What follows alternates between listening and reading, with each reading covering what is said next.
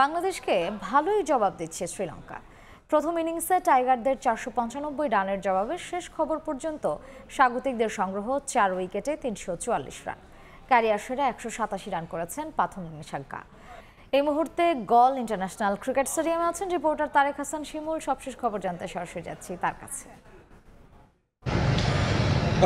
যেই কথাটা আসলে আগের লাইভে বলছিলাম যে বাংলাদেশের জন্য শেষ বিকেলটা খুবই গুরুত্বপূর্ণ। বোলাররা তাদের সঠিক এক্সিকিউশনটা যদি করতে পারে সেক্ষেত্রে কিন্তু বাংলাদেশ কিন্তু গল টেস্টের লাগাম ধরতে পারে, এবং কি সবচেয়ে ভয়ঙ্কর যেই নিয়ে কিনা উইকেটে সেট হয়ে গিয়েছিলেন পাথুম নিশাঙ্কা, তাকে কিন্তু 187 রানে দুর্দান্ত বোল্ড করে কিন্তু হাসান মাহমুদ ফিরিয়েছেন, এবং কি তার এই বলটা দিয়ে বোঝা যাচ্ছে যে শেষ বিকেল এসে কিন্তু বেশ ভালোই ভুগতে হচ্ছে ব্যাটসম্যানদেরকে। এবং এই সময়টা কিন্তু যদি অন্য বোলাররাও কাজে লাগাতে পারেন সেক্ষেত্রে কিন্তু আজকের দিনে যদি আরও 2টা বা কিংবা 3টা উইকেট তুলে নিতে পারে বাংলাদেশ দল সেক্ষেত্রে কিন্তু আপার হ্যান্ডে থাকবে এই গল টেস্টের। পাশাপাশি বলতে হয় যে স্পিনারদের কথা, যাদের উপর অন্যরকম বেশি ভরসা থাকে এই উইকেটে, বিশেষ করে যেহেতু গলে স্পিনাররা একটা বাড়তি সুবিধা পান। আমরা দেখেছি যে শ্রীলঙ্কান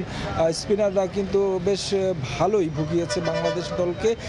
সেই জায়গা থেকে আমাদের স্পিনাররা উইকেট পেয়েছেন একটি একটি করে, তারপরেও যতটা ভয়ঙ্কর হয়ে ওঠার কথা সেই রকমটা এখন পর্যন্ত হয়নি। যদিও part time bowler Mominul Haque তিনি কিনা অ্যাঞ্জেলো ম্যাথিউস যিনি তার বিদায়ী টেস্ট খেলছেন তাকে 39 রানে ফিরিয়েছেন।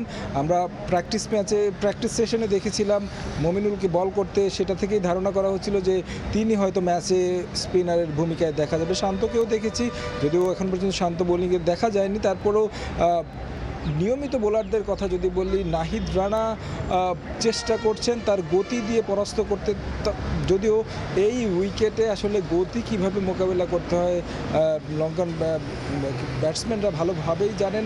এবং যে পার্টনারশিপটা হয়েছিল চান্ডিমাল এবং কি নিশাঙ্কার মধ্যকার, সেই পার্টনারশিপটা কিন্তু অনেক বেশি রানে এসেছে। এখন পর্যন্ত প্রায় 350 মতো রান তুলে ফেলেছে, যেইটা হয় যে একটা ইনিংস বা একদিনে সর্বোচ্চ আমরা দেখেছি বাংলাদেশ দল কতটা রান তুলেছিল।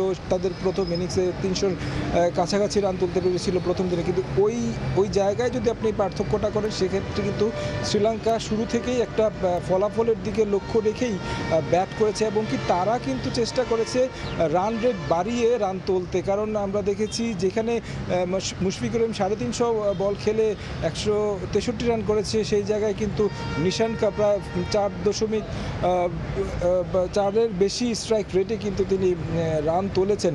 সেই জায়গা থেকে বলা যায় তাদের ব্যাটিংসটা একটু আগ্রাসী এই ঢঙ্গে। তবে এখন এই বিকেলের সময়টা আসলে বাংলাদেশ বোলাররা কতটা কাজে লাগাতে পারে সেটার উপর ডিপেন্ড করছে গল টেস্টে বাংলাদেশের ভাগ্য। তো আমার কাছে এই ছিল সবশেষ খবর শ্রীলঙ্কা থেকে।